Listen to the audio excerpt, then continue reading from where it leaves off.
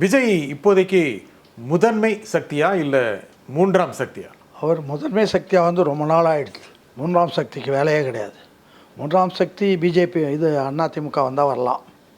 முதல் சக்தியாக எப்பயோ வந்துட்டார். அது தெரிஞ்சதுனால தான் உடனுக்குடன் ஸ்டாலின் இன்றைக்கி வந்து 5000 ரூபா கொடுக்கறது. ஸ்டாலினால் இப்போ ஒரு 2-3 மாதமாக தூங்க முடியல. அதனால் தினம் ஏதாச்சும் பண்ணிக்கிட்டே இருக்கணும் அப்படின்றது. கூப்பிடுறது, யாரையும் கூப்பிடுறது, அவங்களுக்கு பதாகைகள் தர்றது, அல்லது பட்டம் தர்றது, அல்லது நிதி தர்றது, யாருக்கு கொடுக்கலாம், என்னென்ன பண்ணலாம், எப்படி பண்ணால் நம்ம இதெல்லாம் பண்ண முடியும், துடிச்சிக்கிட்டு இருக்கார். அதுதான் உண்மை.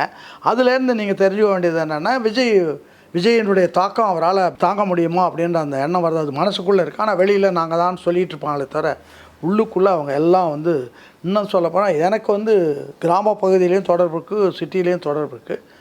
மக்களே வந்து இப்போ ஏமாத்துறாரு அப்படின்றத மக்கள் இவங்க 5000 ரூபா கொடுத்த ஒருபாடு நான் ஒரு காலனியில் நான் விசாரித்தேன். இதெல்லாம் முதலேருந்து கொடுத்தாரா, இன்றைக்கி வந்து கொடுக்குறாருன்னா விஜய் வந்ததுனால தானே கொடுக்குறாரு அப்படின்ற கேள்வி மக்கள் மத்தியில் வந்துடுச்சு. இதுக்கு பிறகு இவர் என்ன பண்ண முடியும்? ஒன்றும் பண்ண முடியும்.